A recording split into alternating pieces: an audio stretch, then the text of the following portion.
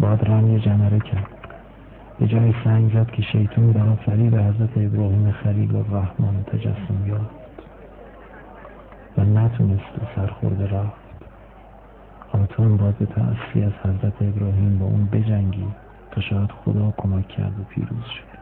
مشعر جای شعور بود و برداشتن اسلحه و آمدن و حمله کردن، و اینجا جای رمی جمرات پا به جای پای حضرت ابراهیم گذاشتن و زدن اون شیطان در همون جایی که خودش به حضرت ابراهیم نشون داد. که شخصی